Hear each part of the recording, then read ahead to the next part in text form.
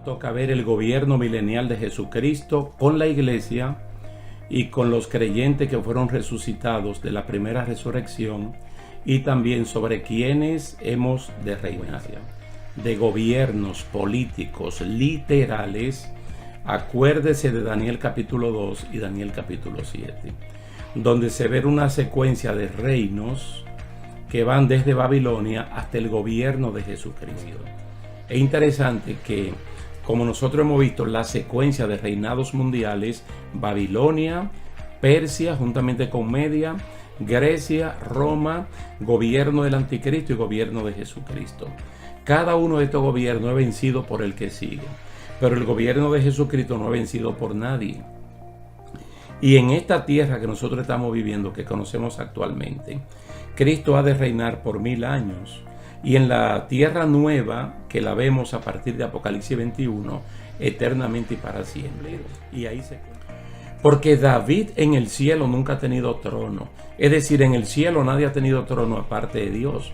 Y la iglesia le han prometido tronos al que vence en Cristo Jesús. Entonces lo que Cristo puede heredar de David o tiene que heredar es en esta tierra. Y ustedes recuerdan que en una conversación de Cristo con los fariseos y escribas, hablando, Cristo le hizo una pregunta: ¿de quién es el Hijo el Cristo? Y todos dijeron: de David. Entonces,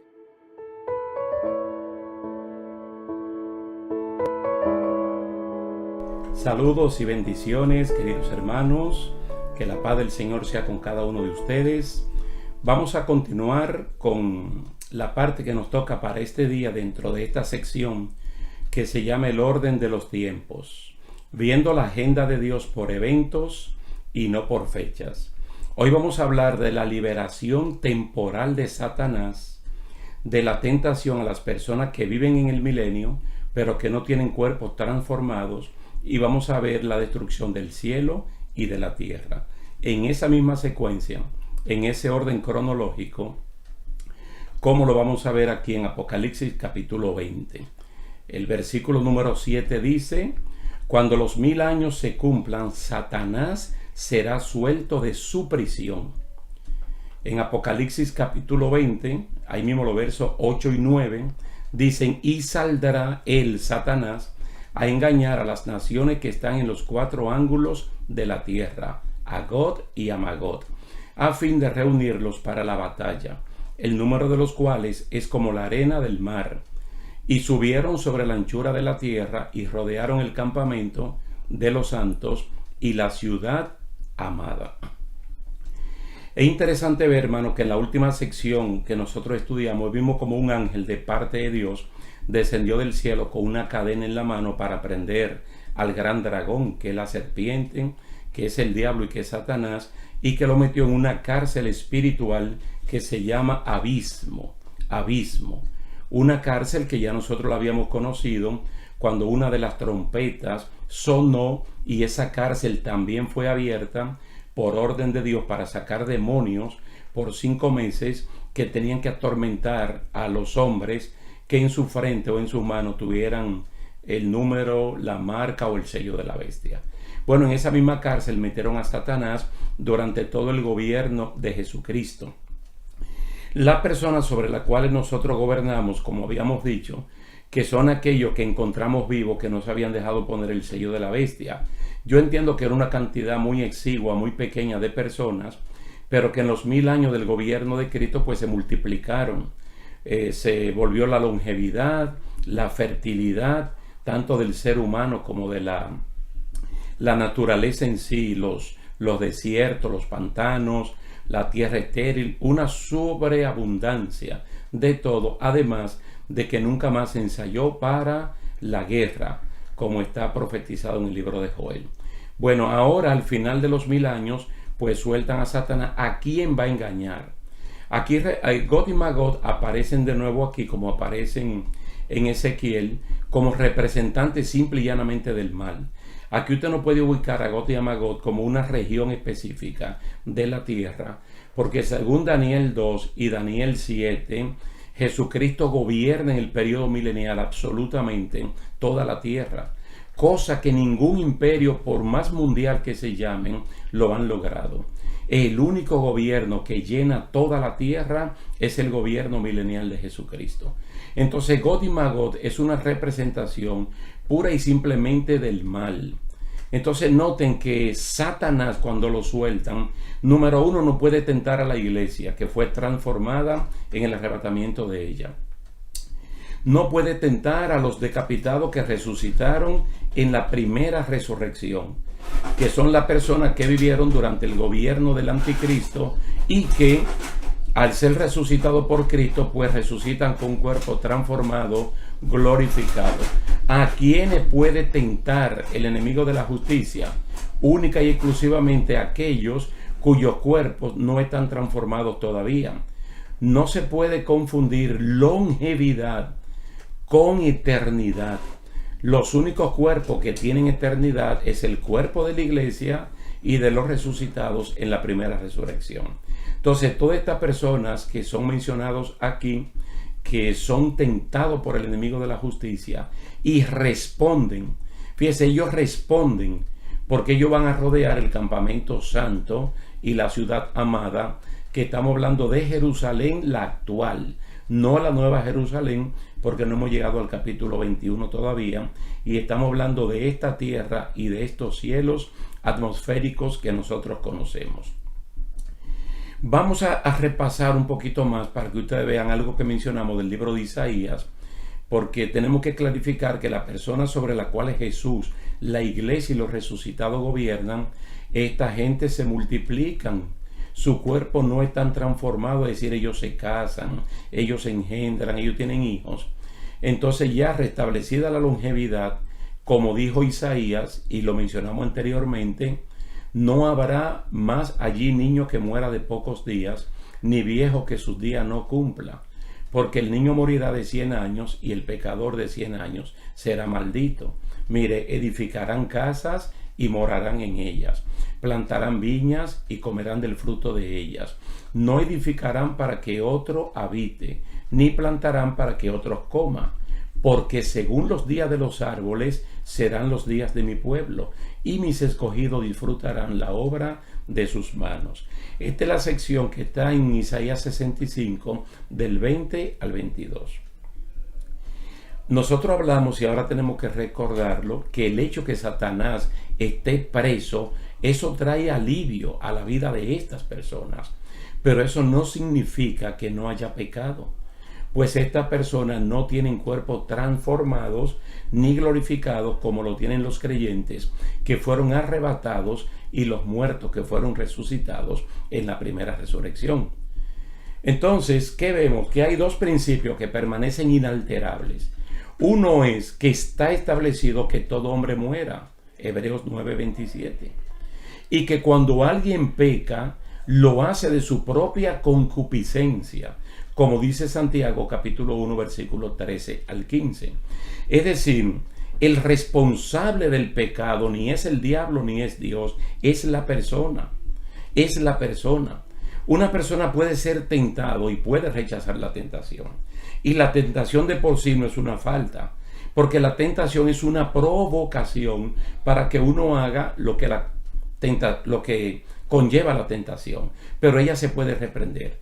Ahora, cuando uno la asume y uno la incuba, uno la practica, uno peca y entonces como consecuencia viene la muerte. Entonces estas personas del milenio son engañadas por Satanás y muchos de ellos van en contra de Jesús, a pesar de ser un rey justo y disciplinado que gobierna con vara de hierro. Una vez más vuelvo y le digo que Gog y Magog en este contexto son una representación del mal encarnado en la soberbia y la desobediencia de la gente que se deja engañar por el diablo. Aquí hago un paréntesis para recordar hechos históricos que uno piensa que por haber ocurrido la humanidad subsiguiente levanta cabeza. Por ejemplo, el diluvio, que fue un castigo universal. La familia que se salvó fue la familia de Noé. Y después que ellos salen del arca y que plantan viña y que comienzan a trabajar la ganadería y todo eso, pues hay un terrible pecado, fruto de una emborrachada que se dio Noé y que su hijo menor Can lo vio en un acto que no está claramente definido en la Biblia, que esto contrajo de por sí que el hijo de Canaán, fuera maldecido por el abuelo, probablemente sin haber nacido todavía el muchacho, o el fuego y el azufre que cayó en Sodoma y Gomorra, como para que ese tipo de pecados, incluyendo la autosuficiencia económica que tenían estas ciudades, como que esto no se repita, y esto se ha repetido por igual. O la estatua de sal en la cual se convirtió la mujer de Lot, diciéndole al creyente que siempre mire hacia adelante y no hacia atrás, como que no escarmentamos por fuerte que sean los castigos de Dios. Ahora, esta generación, durante 1000 años que está gobernando Cristo junto con la iglesia, con aquellos que fueron resucitados en la primera resurrección, debería de ser obediente al 100% a Jesucristo y rechazar firmemente la provocación de Satanás. Pero aquí está hablando como la arena del mar, es decir, casi incontable. Gloria a Dios. Ahora bien, cuando ellos rodean la ciudad para atacarla, vamos a ver que dice que cae fuego del cielo y mata a toda esta gente, y de paso toda la tierra y los cielos que ahora nosotros vemos, como dice segunda de Pedro capítulo 3 versos 7 y 11, son destruidos. Ustedes lo pueden leer. Segunda de Pedro capítulo 3 versículo 7 y versículo 11. Pero los cielos y la tierra que existen ahora están reservados por la misma palabra, guardados para el fuego en el día del juicio y de la perdición de los hombres impíos. Puesto que todas estas cosas han de ser deshechas, ¿cómo no debéis vosotros andar en santa y piadosa manera de vivir, esperando y apresurando para la venida del día de Dios, en el cual los cielos, encendiéndose, serán deshechos y los elementos, siendo quemados, se fundirán? Aquí el apóstol Pedro, como él toma de Isaías capítulo 65, aquí no está hablando de limpieza de la tierra, de remodelación, de embellecimiento. Aquí está hablando de un cambio en reversa, que Dios le da a lo que él hizo, ahora Dios lo deshace. ¿Y cómo lo va a deshacer? Con fuego. Entonces Dios va a aprovechar el momento de Apocalipsis 20, cuando el diablo y toda esta persona que tienta van y rodean la ciudad amada de Jerusalén, donde pernocta Cristo con la iglesia, desde donde nosotros estamos gobernando al mundo por ya cerca de 1000 años. Entonces va a caer fuego del cielo que va a consumir esta persona, pero al mismo tiempo va a consumir el cielo y la tierra que nosotros vemos ahora. Vamos a ver, a continuar con Juan en Apocalipsis capítulo 20, la misma parte B del verso 9 y el 10. Dice: y de Dios descendió fuego del cielo, después que ellos rodean el campamento, la ciudad amada. Dice: y los consumió. Y el diablo que los engañaba fue lanzado en el lago de fuego y azufre, donde estaban la bestia y el falso profeta, y serán atormentados día y noche por los siglos de los siglos. El anticristo y el falso profeta ya tienen prácticamente 1000 años en el lago de fuego, cuando ahora lanzan al diablo. Pero las personas que fueron con el diablo a esa batalla son consumidos por el fuego. Vamos a ver un poquito de Isaías, porque yo le estoy diciendo que Pedro tomó de Isaías, pero es mejor que nosotros mismos lo leamos viendo la cita en Isaías 66, verso 15 al 18. Escuche cómo dice: porque aquí que Jehová vendrá con fuego, noten, y sus carros como torbellino, para descargar su ira con furor y su reprensión con llama de fuego. Porque Jehová juzgará con fuego y con su espada a todo hombre, y los muertos de Jehová serán multiplicados, los que se santifican y los que se purifican en los huertos, uno tras otros, los que comen carne de cerdo y abominación y ratón, juntamente serán talados, dice Jehová, porque yo conozco sus obras y sus pensamientos. Tiempo vendrá para juntar a todas las naciones y lenguas, y vendrán y verán mi gloria. Isaías 66, 15 al 18 está diciendo claramente que cuando esto ocurra se va a cumplir literalmente Hebreos 9, 27, que está constituido que todo hombre muera. Entonces va a llegar un momento que Dios le va a poner punto final a la historia de la humanidad en esta tierra, con fuego y azufre, quemando la tierra con sus obras que están dentro. Y las obras de Dios usted la puede ver en Génesis capítulo 1 y capítulo 2. Y la obra cumbre de Dios es el ser humano. Entonces allí va a morir todo el mundo, el creyente y el no creyente. Estoy hablando de los creyentes que no se dejaron tentar, que han recibido a Cristo como Señor y Salvador durante el gobierno de Jesucristo del milenio. Es decir, hay un punto donde tienen que morir. El único punto donde el ser humano no verá la muerte es si estando vivo suena la trompeta, que es un tiempo de gracia solamente allí. Pero terminada esa gracia, la línea transversal sigue desde Adán hasta el último que tenga que morir, o desde Abel hasta el último que tenga que morir. En un momento Dios tiene que ponerle punto final a este asunto. Entonces, según dice segunda de Pedro capítulo 3 e Isaías 66 y Hebreos 9, 27, pues llega el momento de esto. También nosotros podemos ver que en Mateo 24 verso 14 dice que será predicado este evangelio del reino en todo el mundo para testimonio a todas las naciones, y entonces vendrá el fin. Recuerden que en Mateo 24 hay 3 preguntas que los apóstoles le hacen a Jesús. 3 preguntas, y Cristo le tiene pues las 3 respuestas. ¿Cuáles son las 3 preguntas que ellos le hacen? ¿Cuándo va a ser la destrucción de Jerusalén? ¿Cuándo va a ser la venida de Cristo? ¿Y cuándo va a ser el fin del mundo? Entonces, cuando Cristo, en ese gran discurso escatológico de Mateo 24, que también está en Lucas 13 y en Lucas 21, perdón, en Marcos 13, perdón, donde está más largo, más extensivo, es en Mateo 24. ¿Cuál es la señal que Cristo presenta como la última antes de que el mundo sea destruido? La predicación del evangelio. Fíjese que el evangelio se está predicando desde Génesis capítulo 3, cuando el mismo Dios lo hace, predicándole a Adán y a Eva, específicamente hablándole de la promesa de que de la simiente vendrá la persona que lo va a rescatar. Entonces la predicación del evangelio continúa, nadie la puede impedir, nadie la puede evitar. Por mucho tiempo han habido movimientos, sistemas políticos, religiosos que han querido frenar el avance del evangelio, pero no pueden, porque la predicación del evangelio es una misión de Dios, y aunque el hombre se resista, Dios se impone. Entonces en Mateo 24 el Señor está diciendo que el evangelio tiene que ser predicado a todas las naciones. Entonces, cuando Dios se cerciora de que todo ser humano, absolutamente todo ser humano, ha tenido la oportunidad de salvarse mediante las buenas nuevas del evangelio, entonces viene el fin.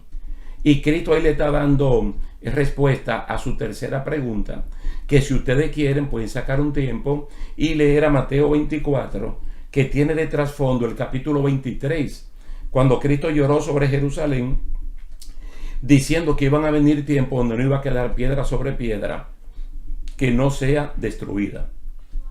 Y esto fue lo que motivó que los discípulos preguntaran por esta historia. Entonces, fíjese, hay un momento que nosotros estamos leyendo la Biblia o estamos predicando o estamos escuchando una predicación y como que nadie conceptualiza que hay un momento que Dios le tiene que poner punto final a este asunto. Es decir, muchos leen Hebreos 9:27 que está constituido que todo hombre muera. Si, por ejemplo, en el momento que yo le estoy hablando está muriendo una persona, también está naciendo otra. Por eso usted ve que la población mundial, en vez de bajar, sube, porque son más los que nacen que los que mueren. Entonces, si uno sigue esa línea, pues nunca se va a terminar. Pero lo que dice el apóstol Pedro es que cuando el Señor, oiga, mediante el diluvio hizo lo que hizo, hace miles de años, allí mismo, por esa palabra, Él determinó que la siguiente destrucción iba a ser por fuego y que no iba a quedar nadie, sino que los cielos y la tierra que ahora conocemos van a ser deshechos. Y tal vez usted sabe, como lo sé yo, que hay sectas dentro del cristianismo que dicen que un Dios tan bueno, tan honorable, no va a destruir algo tan hermoso como la creación. Pero bueno, esta será destruida. Lo que pasa es que Dios va a hacer algo mucho mejor, tanto en ellos como en nosotros, de lo que Él ha hecho. Pero va a llegar un momento donde la tierra y el cielo atmosférico que nosotros conocemos ahora van a ser destruidos, van a ser deshechos. Ahora, ¿qué es lo que uno ve en la actitud de Satanás como dragón, como diablo, como serpiente antigua, movilizando gente? La soberbia. Esa gran soberbia que en un momento el rey David dijo, le pidió a Dios que la soberbia no gobierne su vida. Porque es que cuando el ser humano se llena de soberbia, le pasa exactamente lo que le pasó al rey Nabucodonosor. Mire, la soberbia fue la causante de su caída, pero de una caída estrepitosa. Porque él pensaba que todo lo que él había hecho en Babilonia, lo había hecho por él, por el poder de él, y había puesto al Dios del cielo a un lado, y se le olvida que el que gobierna es Dios, que la autoridad es Dios, y que Dios tiene su agenda. Si ustedes pueden sacar un tiempo y leer el Salmo 139, se van a dar cuenta que antes de Dios crear los cielos y la tierra, crear todo, lo que se ve y lo que no se ve, oiga, Dios que se la sabe toda, que es omnisciente, omnipresente, omnipotente, omni en todo, valga ahí esa redundancia, Dios escribió en un libro todo lo que él iba a hacer. Y de hecho, cuando Dios piensa hacer al hombre, usted lo ve en la Santísima Trinidad, que es Dios en comunidad, hablando entre ellos mismos, delineando el plan y diciendo, hagamos al hombre y lo vamos a hacer de esta y esta manera. Y cuando lo hagamos, entonces lo vamos a constituir tanto al hombre como a la mujer en los administradores de las aves de los cielos, de los peces del mar y de todos los animales de la tierra. Entonces dice que Dios lo hizo de acuerdo a como lo habían planeado. Y después que lo hizo, entonces lo colocó en la posición que habían planeado. Es decir, Dios planeando las cosas.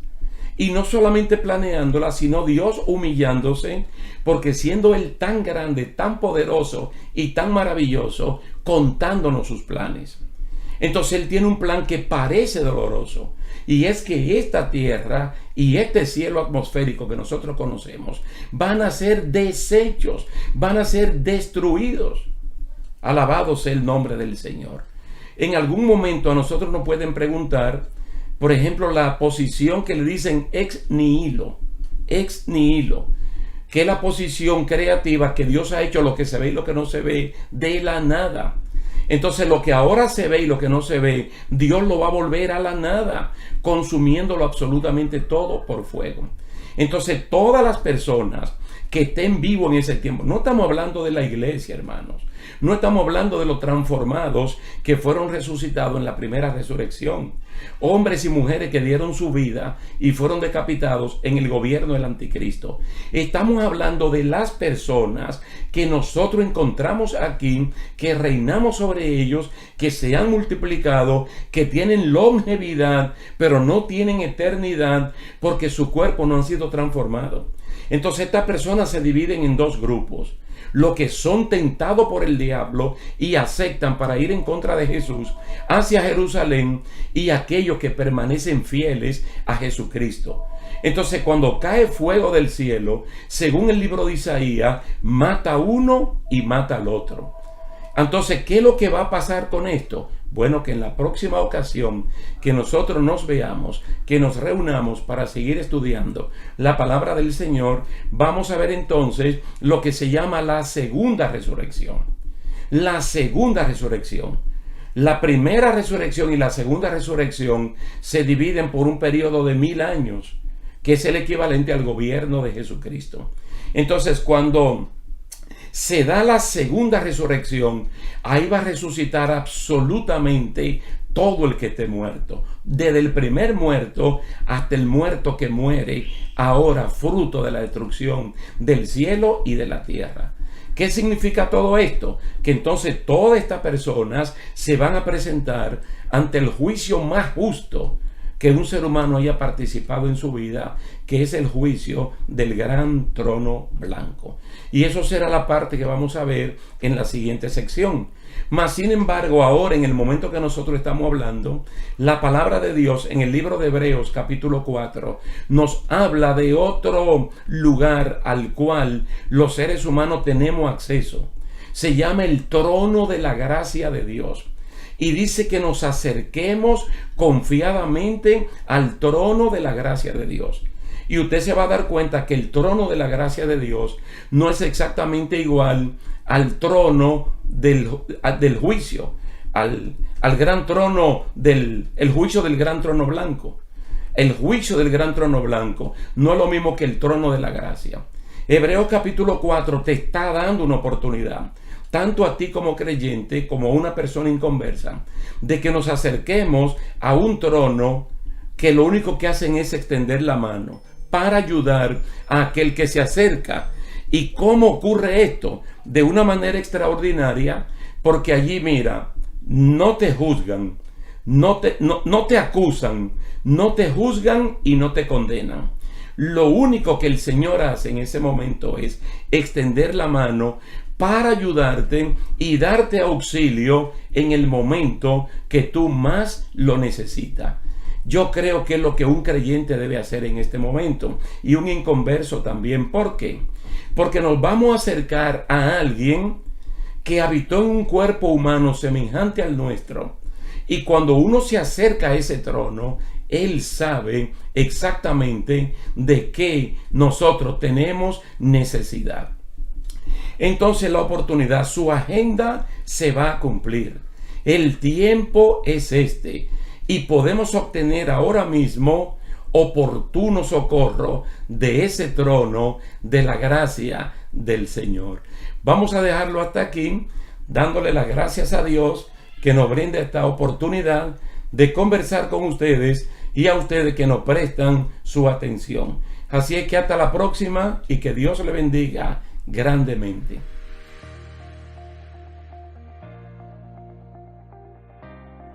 En la segunda resurrección. ¿Qué dijimos anteriormente? Que entre la primera y segunda resurrección hay un periodo de 1000 años. Y esos 1000 años son el gobierno de Jesucristo. Que una vez más le vuelvo a decir que Cristo, con la iglesia y con todos aquellos que en el gobierno del anticristo fueron decapitados por el testimonio y la palabra de Dios, que fueron resucitados en la segunda venida visible, entonces gobernamos, reinamos literalmente con Cristo por 1000 años. Su segunda venida visible, que coincide con la batalla del Armagedón, cuando Cristo hace lo que tiene que hacer allí, que atrapan al falso profeta, a la bestia, lo mandan al lago de fuego, a Satanás lo atan y lo meten en una cárcel que se llama el abismo. Entonces Cristo resucita a todos aquellos que murieron durante el gobierno del anticristo y que murieron mayormente decapitados, porque le llegó el momento de Dios destruir los cielos y las tierras y las obras que hay en la tierra. Y ya le dije que la principal obra de Dios es el ser humano, pero llegó el momento escatológico, lineal, de Dios hacer lo que tiene que hacer.